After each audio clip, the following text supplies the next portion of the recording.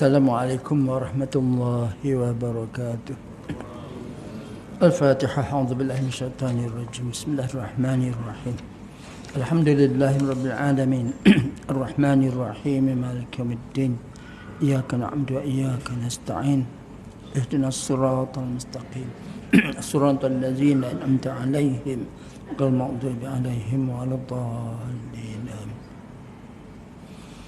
Alhamdulillah rabbil alamin hamdan katsiran wassalatu wassalamu ala rasulillah wa ala alihi wa ashabihi ajma'in. Subhanaka la ilma lana illa ma 'allamtana innaka antal alimul hakim. Rabbi shrah li sadri wa yassir li amri wahlul 'uqdatam min lisani yafqahu qawli. Alhamdulillah. Tuan-tuan sekalian, syukur Allah Ta'ala panjang umur kita dan diberi kita petunjuk jalan untuk mendapat keridhaan Allah Subhanahu wa Ta'ala, dan kita bersedia untuk menjadi bakal jenazah. Hebat, bakal jenazah. Tuan sekalian, khutbah Jumaat lepas,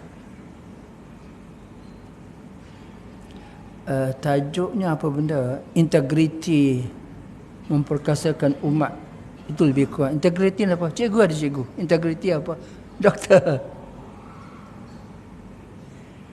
Integriti ni maksudnya bertanggungjawab, amanah, jujur, berakhlak. Semua ada pada dia integriti. Biarkan macam tu lah. Dan kita dalam Islam ni benda tu kena ada. Contoh bila azab Al-Quran, Qu anfusakum wa ahlikum nara. Jaga diri kamu dan kamu daripada api neraka. Mana tanggungjawab tu mendidik keluarga supaya tak masuk neraka Allah Subhanahu wa Ta'ala. Ar-rijal qawwamun 'alan nisa. Suami memimpin isterinya. Masya Allah. Dan orang tak ada integriti ni apa? Orang munafik lah. Cakap bohong, amanah tak tunai, janji tak tepat. Itu orang munafik. Dan kita ni ada integriti bila Allah sebut inna akramakum indallahi atqakum. Orang paling mulia di antara kamu di sisi Allah Ta'ala, orang paling bertakwa di kalangan kamu. Itu mulianya kita. Dan kita ada integriti. Yang disuruh kita buat, yang di dalam kita tak buat. Tuan sekalian, ada satu cerita tentang integriti ni, tanggungjawab, amanah, jujur. Bila Nabi hijrah ke Madinah, sahabat-sahabat ikut kemudian. Ya Bani Sayyidina Umar lah. Sayyidina Umar, esok aku nak pergi Madinah, hijrah dengan Rasulullah. Siapa nak isteri jadi janda, anak jadi yatim piatu, tunggu aku kat sini besok. Oh dia, Umar hebat, dia berani. Tak ada siapa tunggu dia pun, dia pergi Madinah. Baik, seorang sahabat lain dia kaya. Syuaib Ar-Rumi ni kaya. Dia meniaga di Mekah, untung banyaklah. Masa nak pergi Madinah, tuan-tuan sekalian, dia bawa semua barang setakat dia bawa. Ada unta mungkin macam tu lah. Sampai dekat roadblock orang kafir tahan dia. Syuaib, kamu dah kaya raya di Mekah, nak ikut Muhammad pergi Madinah, jangan pergi. Oh tu dia, jangan pergi. Syuaib kata macam mana, aku nak pergi juga ikut Muhammad. Kata Syuaib, gini, harta benda aku ni kami semua tak apalah. Aku pergi ke Madinah ikut Rasulullah sallallahu alaihi wasallam. Habis harta benda bagi orang kafir. Orang kafir itu merasuah, Masya Allah. Harta benda syrik dia ambil semua, syrik pergilah. Tinggalkan harta benda untuk orang kafir lah, Masya Allah. Ada 3 beranak. Abu Salamah, suami, Ummu Salamah, isteri dia, dan Salamah, anak dia. Ada satu hari dia nak tinggalkan Mekah, ditahan oleh orang kafir. Jadi antara yang jadi, nak kata apa, yang tahan tu siapa? keluarga kepada Ummu Salamah. Ummu Salamah, keluarga dia tahan. Jadi apa dia buat? Dia kata, Abu Salamah kau pergi. Ni isteri kau tinggal. Macam mana rasa? Abu Salamah pergi, anak dia dan isteri dia Ummu Salamah dan Salamah tinggal. Masya Allah. Di kerana Allah SWT sayang Rasulullah, Abu Salamah pergi seorang. Isteri dan anak tinggal. Apa berlaku? Dia anak ni rindu ke ayah siang malam pagi petang. Akhirnya keluarga kata apa? Lepaskan dia lah. Apa dia nak ke mana-mana nak ikut suami dia, pergilah. Maka pergilah Ummu Salamah dan isterinya ke Madinah. Dua beranak naik unta. Jalan sampai di Tanaim. Sampai jumpa satu orang kampung dia lah. Nama dia Osman bin Talha. Osman tanya saja, Osman ni kafir masa tu. Dia belum Islam. Kau nak ke mana, Ummu Salamah? Dua beranak nak ke mana? Nak ikut suami aku lah ke Madinah. Kau berani kau pergi seorang? Tak apalah, Allah jaga. Osman kata, tak apa, aku hantarlah kamu. Maka Osman bin Talha ni hantar Ummu Salamah. Mungkin unta seekor seorang lah. Ummu Salamah yang anak dia Salamah.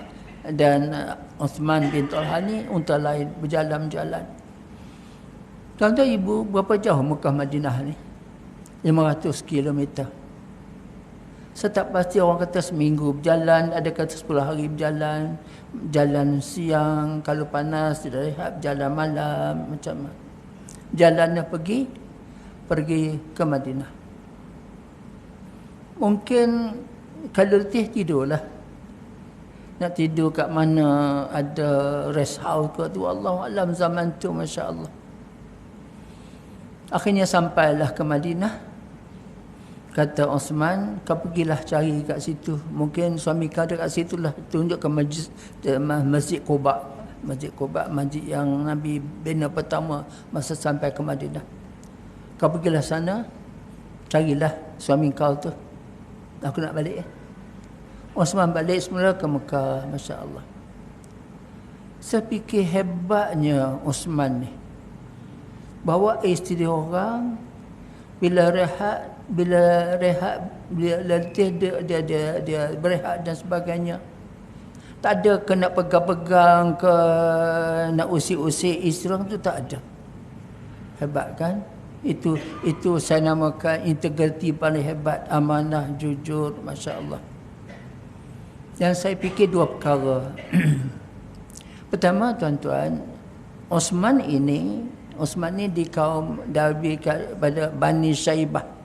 Bani Syaibah siapa? Kaum yang memegang kunci Kaabah. Mungkin integriti dia ada sebab mulia kaum Bani Syaibah ni, dia pegang kunci Kaabah. Ummu Salamah ni, tuan-tuan sekalian, ada satu hari masa di Madinah, dia bercakap dengan suami dia, Abu Salamah. Kata Abu Salamah, kalau aku pergi perang mati syahid, kau jangan kahwin lain kecuali ada orang baik pada aku. Oh, tu dia. Sebab dia masuk syurga sekali. Masya Allah, hebat kan. Jadi betul-betul Abu Salamah meninggal mati syahid dalam peperangan. Maka jadi jandalah Ummu Salamah. Lepas habis iddah, Sayyidina Umar pergi pinang dia tak mau.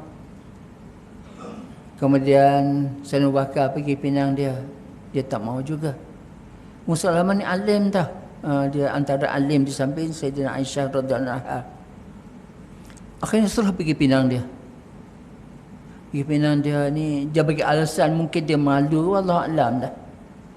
Tapi dia ingat pesan suami dia tu, kalau orang lebih pada aku, kahwinlah. Macam tu. Jadi kata Ummu Salamah, ya Rasulullah, aku dah tua Rasulullah, tak maulah kahwin.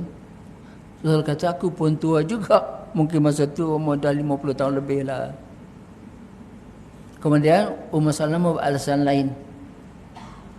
Aku ni kuat cemburu Rasulullah, isteri kau ramai.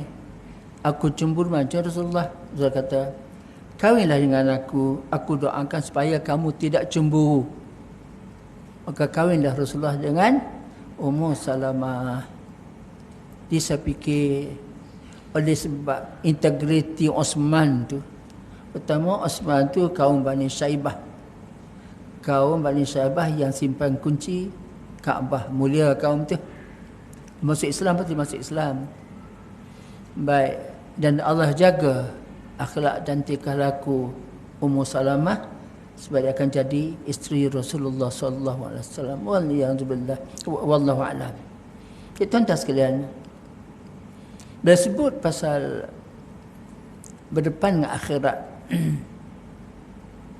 nak mati dan sebagainya, orang paling baik untuk kita ikut contoh ialah orang alim lah, dan sahabat-sahabat Nabi, dan kita bandingkan kita lah. Baik, tuan-tuan dan ibu sekalian, Allah sebut dalam Quran, hafasibtum annama khalaqnakum abathan wa annakum ilayna la turja'un. Adakah kamu mengira kami jadikan kamu ni main-main dan kamu tak kembalikan pada kami? Saja ke Allah buat kita ni? Tidak.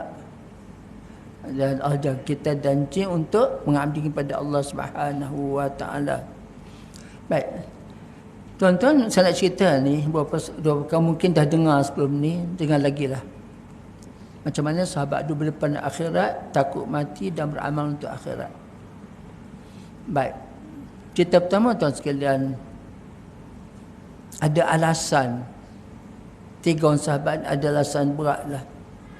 Dia kata dia bakat 3 orang. Sahabat bertiga ni duduk sama dia orang ni. Dia kata apa? Kita ni sahabat Rasulullah. Tapi kita tak pasti masuk syurga ke neraka sebab kita bukan Nabi. Bermakna ibadat kita kena banyak lah. Sebab tak pasti neraka dan syurga. Sedangkan Nabi SAW ada jaminan syurga. Dan macam mana kita dengar cerita sahabat 3 ni berjumpa isteri Nabi, nak tanya macam mana Nabi ibadat di rumah. Jadi masing-masing buat azam. Yang seorang ni tak mahu tidur malam, yang seorang ni nak puasa setiap hari, yang seorang ni kebetulan dia tak kahwin, tak mahu kahwin, takut menyusahkan dia untuk bangun malam kalau ada isteri, masya-Allah. Dan Nabi tahu, Nabi tegur lah. Nabi tegur sebab aku nak bertahajud malam, janganlah sampai tak tidur. Sebab mata kita pun nak rehat, isteri pun nak pegang kita juga kan. Dan sebagainya begitu. Dia nak puasa setiap hari. Nabi kata, aku ni Nabi, ada masa aku puasa, ada masa aku berbuka. Dan yang tak mau kahwin, Nabi kata apa? Aku ni Nabi, aku pun kahwin juga. Siapa tak ikut sunnah aku, dia bukan umat aku. Dia kahwin tu sunnah Rasulullah. Siapa tak ikut sunnah Rasulullah, maka bukan umat dia lah. Mana nampak isunya apa? Sahabat 3 ni pegang pada prinsip tak pasti masuk surga sebab dia bukan Nabi. Itu ibadat lebih tu. Masalah. Yang kedua tuan-tuan sekalian, ni cerita perempuan. Ada alasan juga. Kita ni perempuan, kita tak pergi perang, tak pergi sembahyang Jumaat, tak sembahyang Jumaat sebab anak tak nak tinggal di rumah. Kemudian tak hantar jenazah ke kubur.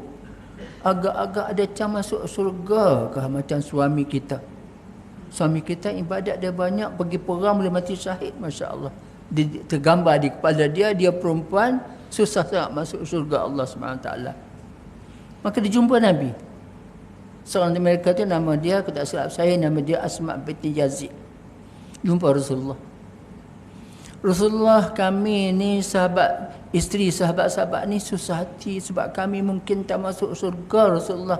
Sebab kami ibadat ni tak macam suami kita orang. Dia orang pergi perang, kita tak pergi. Kemudian dia pergi hantar jenazah ke kubur, dapat pahala. Semayang Jumaat, besar pahala, kita tidak. Nabi pun terkejut. Sampai begitu alasan takut tak masuk syurga sebab dia perempuan, ibadat tak macam suami dia. Maka suami kata, Asma, balik cerita pada kawan-kawan kamu tu. Apa kamu buat dapat pahala dia tu? Layan suami, didik anak-anak, uruskan rumah tangga, dapat pahala dia tu. Dan Nabi tambah lagi, apa yang suami kamu dapat sama. Suami kamu perang, kamu di rumah dapat pahala. Suami pergi sembahyang Jumaat, kamu dapat pahala. Saya kata apa, jangan jadi suami kedekut lah. Tak datang masjid, tak buat sembahyang sunat di masjid dan sebagainya, tak beramal. Jadi dia tak dapat pahala, isteri rumah pun tak dapat pahala juga, masya-Allah. Baik.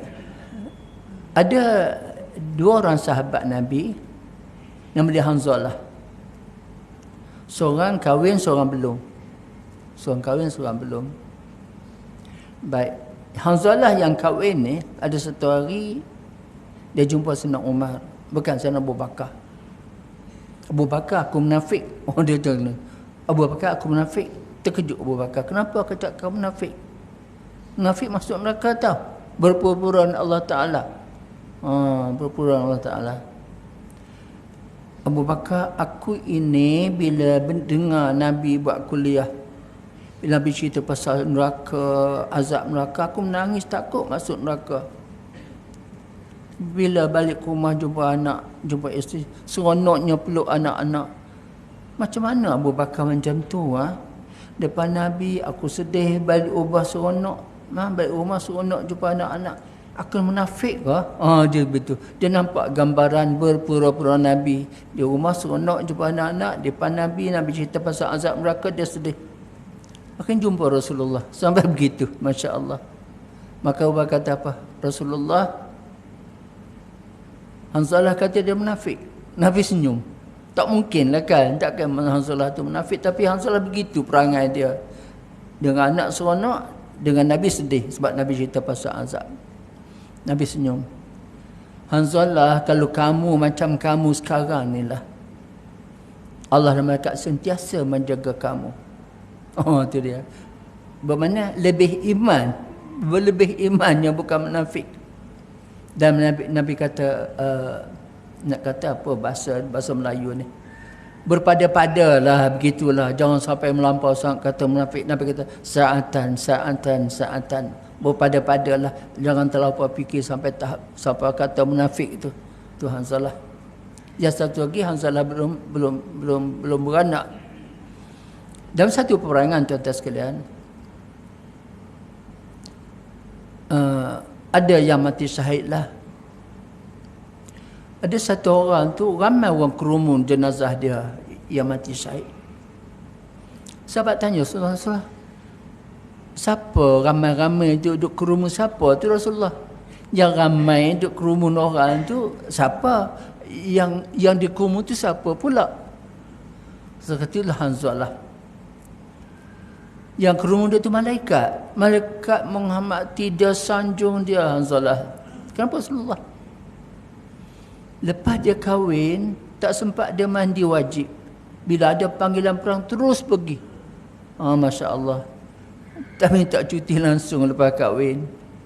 Jadi ada katakan tak sempat mandi wajib, ada yang mengatakan dia terus pergi menyahut sebelum perang dan mati syahid. Istimewanya dia sebab dia tinggalkan isteri dalam keadaan begitu semata-mata untuk berperang, mati syahid. Tak macam orang lain, malaikat kerumun dia, hormat dia, sanjung dia, istimewa lah tu. Masya Allah. Baik. Kemudian tuan-tuan sekalian, nak sebutkan satu perkara lagi. Antara sahabat-sahabat ni, sahabat Rasulullah ni, ada yang kaya, ada yang miskin. Yang kaya Abdurrahman bin Auf, Mus'ab bin Umair, Abu Bakar pun kaya juga. Tapi kaya sahabat, kaya dermawan, baik hati, pemurah, keluar zakat, tolong fakir miskin. Ya Abu Zar ni dia antara sahabat yang miskin. Komplain Rasulullah orang kaya tu untung Rasulullah. Dermanya banyak, buat kebajikannya banyak, sembahyang pula banyak, ibadat pula banyak. Ya kita ni apa ada Rasulullah. Sampai begitu.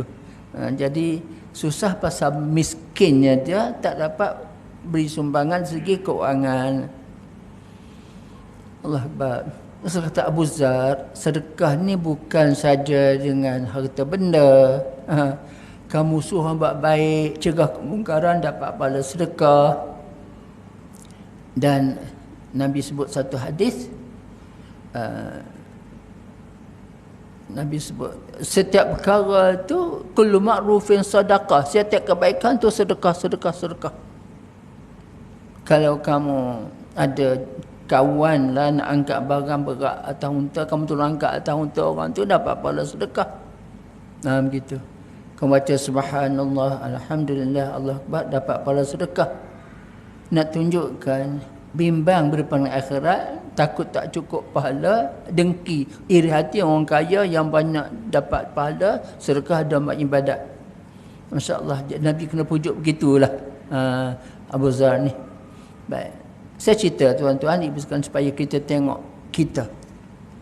Hasibu anfusakum qabla an tuhasabu. Hisab kamu sebelum kamu dihisabkan. Apa hisab tuan-tuan? Pertama nak sebutkan, kita tahu ke tidak nilai ibadat sunat? Nilai ibadat sunat. Tuan-tuan sekalian, kalau tengok hadis ayat Quran, ayat yang ke-19 surah Al-Isra, Allah sebut apa? Sebahagian malam itu bangunlah kamu untuk sembahyang sunat tahajud sebagai amalan tambahan. Kamu akan dapat maqaman mahmudah, tempat terpuji di akhirat besok. Ada ulama kata tempat terpuji apa? Dapat syafaat Rasulullah. Kita macam mana tuan-tuan sekalian? Cuma malam ni saya ingatkan balik, jangan kita buat tafsiran macam orang tak ada ilmu. Ni sunat ustaz buat dapat pahala, tak buat tak berdosa. Jangan. Buat dapat pahala, tak buat rugi. Rugi, tak buat. Jadi walaupun ibadat sunat tu, tuan-tuan ibu sekalian, ada satu antaranya kata Allah SWT dalam satu hadis kursi. Allah kata apa? Aku suka hamba-hambaku yang ingin dekatkan dirinya kepada aku dan melakukan ibadat-ibadat sunat. Bila dia buat ibadat sunat tu, tanda dia sayang kepada aku bersayang kepada dia. Begitu. Jadi bila Allah sayang pada kita, doa kita makbul, dia selamatkan kita, lindungi kita. Satu. Kedua, tuan-tuan sekalian, ibadat sunat ni ibadat tambahan. Maksudnya yang wajib mestilah sembahyang, puasa, zakat tu wajib. Yang sunat ni tuan-tuan sekalian, ibu-ibu nak sebutkan kemungkinan ibadat kita ni bocor. Sembahyang buat juga, tapi mengumpat jadi juga, mengata orang, fitnah orang, hebat juga. Jadi takut bimbang gitu. Ketiganya modal di akhirat besok. Kalaulah kita ini banyak buat ibadat, banyaklah pahala kita bawa. Tapi bila kita berdosa dengan orang lain dan kita tak minta maaf dengan dia, besok akhirat dia nak jumpa kita, nak minta pahala kita. Baik, ramai pula tu nak minta pahala kita, kita bagilah. Bagi pada orang ni 500 kilo, pada orang ni 200 kilo, bagi ni 10 kilo macam tu kan. Baik, bila habis pahala tu, yang tunggu nak lagi pahala, kita tak ada pahala dah. Maka kita akan tanggung dosa orang tu semua dan masuk neraka dosa orang lain. Itu nak banding ibadat sunat tu, masya-Allah. Baik. Kemudian tuan-tuan sekalian, bila kita tengok amalan-amalan kita ni, sebab itu Quran sebut, ya ayyuhallazina amanu taqullaha wa tanzur nafsum ma qaddamat lighad. Orang beriman, bertakwalah kepada Allah, dan setiap diri perhatikan dia buat apa untuk hari esok. Mana yang lepas-lepas tu bandinglah, tengoklah yang lepas kita buat apa. Contoh, bila disebut satu hadis di akhirat besok, tidak bergerak tapak kaki anak Adam sehingga Allah tanya 4 perkara. Umur muda dihabiskan ke mana? Sihat badan buat apa? Ilmu amal ke tidak? Keempat, harta. Dia mana? Dari mana dapat, ke mana dia belajarkan. Dan satu hadis tuan-tuan, Nabi sebut apa? Ada dua nikmat yang melekakan manusia. Kita macam mana? Apa benda? Dua nikmat tu. Sihat badan dan kelapangan waktu. Sihat badan dan kelapangan waktu. Melekakan ramai manusia leka dengan sihat badan dan waktu yang lapang. Masya Allah. Baik. Dan disebutkan juga tuan ibu sekalian, bandingkan kita punya amalan, dosa kita dan sebagainya. Sebab banyak perkara-perkara yang Allah nak tanya pada kita ni. Dan banyak benda-benda yang disebutkan di sini berlaku dalam kerja yang kita habiskan waktu kita dengan keluarga kita ni. Allah sebut, innallaha ya'murukum an tu'addul amanati ila ahliha. Allah wajibkan setiap orang tunaikan amanah kepada ahli-ahlinya. Maksud masing-masing lah. Pengisi suraunya, menterinya, ketua kampungnya, fungsi JKK, semua akan ditanya amanah. Bermakna jangan selesa dengan amalan kita, dan amanah itu semua akan tanya Allah Subhanahu wa ta'ala. Baik, yang susahnya keluarga kita lah. Antara kata apa? Wa'mur ahlaka bis-salati wastabir 'alaiha. Suruh keluarga kamu semayang. Dan banyak-banyak ibadat tu Allah sebut semayang. Puasa, haji, zakat tak ada, semayang tu. Wa'mur ahlaka bis-salati wastabir 'alaiha. Wastabir tu sabar sungguh-sungguh. Ya, kadang-kadang kita di Shah Alam, anak kerja seorang cikgu dekat Kuantan, ada seorang jadi penolong pegawai dakwah dekat Muar. Macam mana ibadat dia orang tu kat sana tu? Yang seorang tu jauhnya rumah dekat masjid 2 km, sembahyang di rumah tak pergi masjid. Itu pun satu hal lagi. Nak sebut, nak telefon sekali anak tu, macam mana man sembahyang kamu, ibadat kamu macam mana, pergi tak mengaji di masjid surau. Nak pergi masjid kena pergi dengar ustaz mengajar, sebab majlis ilmu ni taman-taman syurga. Tak minat taman syurga, susah masuk syurga. Masya Allah. Dan tuan-tuan sekalian, kita manusia tak macam Nabi SAW. Masya Allah. Kita kahwin berapa lama dah? Allah tanya kita, suruh kita macam mana? Kita ni disuruh supaya berkelakuan baik dengan isteri kita. Wa ashiruhunna bil ma'ruf. Masya Allah, berkahwin isteri secara baik. Makna kita sebagai pemimpin keluarga banyak soalan ditanya tu. Baik. Jadi tuan-tuan sekalian, yang satu lagi nak sebut pasal ilmu. Baik. Ilmu ni dia sampai bila betul habis? Kata Imam Syafi'i, semakin aku belajar, semakin aku tahu yang aku tak tahu. Semakin aku belajar, semakin aku tahu yang aku tak tahu. Khususnya tuan-tuan, ibu sekalian, bila Allah sebut dalam Quran, surat kita akan baca nanti lepas sembahyang, allazi khalaqal mauta wal hayata liyabluwakum ayyukum ahsanu amala. Baik, Allah jadikan mati di hidup, Allah nak uji siapa antara kamu amalan paling baik. Amalan baik ni ulama kata apa? Pertama, ibadat tu dia kena buat berdasar kepada ilmu yang dia belajar, yang dia tahu. Bukan saja buat ikut-ikut. Satu. Kedua, mesti buat kerana Allah, bukan kerana orang lain, bukan kerana bapa mentua. Jangan. Ketiga, cara buat tu betul. Itu amalan paling baik. Jadi kita ni masuk kategori mana? Wallahu a'lam lah. Sebab tu ilmu kena ada, kena cari benda-benda begini supaya kita dapat pastikan ibadat kita ni ahsanu amala, ibadat yang terbaik. Yang paling baik macam mana? Terbaik dan banyak.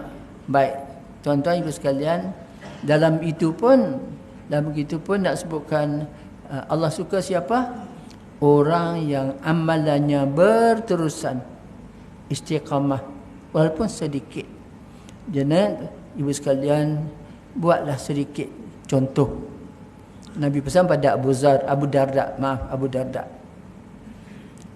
Abu Darda, kau buat sembahyang tahajud, bukan tahajud, kau buat witir setiap hari dan sembahyang duha setiap hari. Witir berapa rakaat? 11. Buat 3 jadilah. Sembahyang duha berapa rakaat? Paling banyak 8 rakaat. Buat 4 rakaat jadilah. 2 pun tak apa. Jangan tak buat. Yang pasal sunat. Pasal sunat bila? Ada kata awal bulan, tengah bulan, hujung bulan. Tapi Rasulullah pesan pada Abu Zar, buatlah puasa 3 hari dalam sebulan. Baik.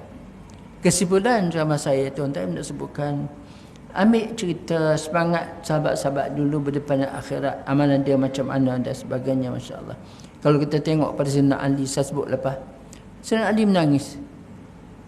Ya Rasulullah, Ali kenapa kamu menangis? Kan Allah jamin kamu masuk surga, kenapa menangis lagi? Aku menangis sebab aku tak pasti nasib aku akhirat, sebab akhirat tu panjang masanya. Quran kata apa? Khalidina fiha abada. Saya pun tak gambar macam mana Sayyidina Ali boleh menangis fikir tentang akhirat walaupun jamin surga. Dia kata akhirat tu panjang, tak ada kesudahan, cukup ibadat kita. Cuma tuan-tuan ibu sekalian, biarlah kita beribadat setakat kemampuan. Kenapa? Allah sebut la yukallifullahu nafsan illa wus'aha laha. Allah tidak membebankan kita melainkan setakat kemampuan kita dalam ibadat. Setakat kemampuan kita. Yang penting ikut itulah. Ikhlas, buat ikut peraturannya, dan ketiga buat dengan ilmu dan buat yang terbaik walaupun tak banyak, buat dia yang terbaik. Baik, tuan ibu sekalian, saya sebutkan juga bila sebut pasal pasal mati ni. Ada kadang-kadang oleh sebab kita ni di sekolah kita tak belajar, sebab pelajaran sekolah lain, duduk majlis ilmu, Allah macam ni rupanya kita pun tak tahu kan. Antara tuan-tuan sekalian, saya sebutkan supaya kita ambil keberkatan ilmu yang ada pada sahabat-sahabat. Contoh, semasa Isra dan Mi'raj, Nabi dengar tapak kaki Bilal dalam syurga. Itu dia. Bila Nabi balik ke bumi, Nabi kata apa? Aku dengar tapak kaki Bilal di syurga. Sahabat tanya, Bilal, apa amalan kamu? Amalan Bilal senang je. Aku sentiasa berwuduk. Jaga satu pagi, ambil wuduk, sebenarnya sunat wuduk 2 rakaat. Payah tak? Payah. Sebab kalau di Mekah, Madinah tu nak cari air pun payah. Kalau dia berjabat, kena pakai kasut, kaki basah macam mana? Payah itulah yang dapat pahala lebih. Sentiasa berwuduk. Tuan-tuan, bila kita sentiasa berwuduk ni, Allah jaga kita, malaikat jaga kita. Contoh, bila kita puasa. Kenapa kita puasa? Supaya kita jadi orang baik. La'allakum tattaqun. Bila kita puasa, jaga mata, jaga telinga, jaga lidah, jaga kaki, jangan pergi tempat-tempat maksiat dan sebagainya. Baik. Bila kita berwuduk ni, malaikat jaga kita pun tak buat benda yang tak senonoh ni. Begitu. Sebab Allah jaga kita. Sebab tu ada satu ketika, tuan-tuan, arwah Tok Guru Nek Aziz, dia bawa kereta. Tu dia berhenti. Dia suruh orang sebelah tu bawa kereta. Kenapa Tok Guru? Saya tak ada wuduk dah, dia kata. Tak ada wuduk. Dia suruh orang lain tu buat. Kenapa? Malaikat tidak bersama dengan dia bila tak ada wuduk tu. Jadi sentiasa berwuduk supaya malaikat sentiasa bersama dengan kita, dan disiplin diri. Bila kita berwuduk ni, kita tak buat benda maksiat, masya-Allah. Baik, tuan-tuan sekalian, akhir sekali saya nak sebutkan, bila sebut pasal Israel menyerang orang Arab Palestin dan di Gaza, kita setakat kemampuan kita buat yang terbaik. Antaranya jangan beli barang-barang Yahudi. Antaranya rokok. Siapa merokok, berhenti merokok sekarang. Satu. Kedua, tuan-tuan sekalian, dikatakan orang merokok ni Allah tak terima doa dia. Kenapa? Benda haram masuk dalam perut dia. Dari berhenti merokok. Ketiga, tuan-tuan sekalian, bila kita merokok ni, ibadat kita pun tak serius lah. Semayang di akhir waktu. Setakat buat yang wajib saja, sunat dia tak buat. Sedekah pun tak ada. Sebab bila benda-benda haram masuk dalam perut kita ni, kita rasa benda tu tidak serius. Jadi janganlah kita bantu Israel dengan benda-benda macam ni, sebab setiap kita beli rokok sebahagiannya untuk Yahudi. Baik, antara tuan-tuan Coca-Cola. Coca-Cola. Dulu orang kata KFC dan juga McDonald tu dia orang punya. Sekarang tak ada dah. Seterima maklumat, McDonald, KFC dah dimiliki oleh orang tempatan lah. Dia tak ada kaitan dengan, cuma ambil jenama tu saja, Kentucky Fried Chicken dan juga McDonald, tapi orang tempatan dia menguasai itu, dia tak hantar ke sana dah. Itu untungnya. Baik, apapun tuan-tuan, kita doakan supaya Allah SWT beri kekuatan kepada sahabat-sahabat ni yang di sana tu. Cuma saya nampak, wallahu alam lah, mungkin orang mati syahid dia tak sakit pun. Wallahu alam. Ceritanya begini.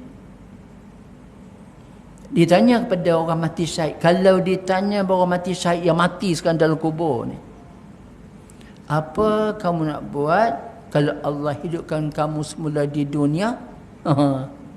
Kata orang mati syahid tu, aku nak berjuang lagi, nak perang lagi, sebab ada kemanisan dalam mati syahid. Mungkin tak sakit kot. Yang kedua, aku ditanya pada Nabi yang mati, yang wafat sekarang, apa nak buat kalau hidupkan semula dunia? Aku tak mau jadi Nabi dah, tapi nak jadi pengikut Muhammad. Sebab pengikut Muhammad ni masuk surga dulu, walaupun kita umat akhir zaman. Wallahu alam. A'udzubillahi minasyaitanir rajim. Bismillahirrahmanirrahim. Alhamdulillah alamin, hamdan yuafi ni'mahu yukafi'u mazidah. Ya Rabbana lakal hamdu kama yanbaghi li jalali wajhika wa 'azimi sultanik. Wassalatu wassalamu ala Muhammad wa ajma'in.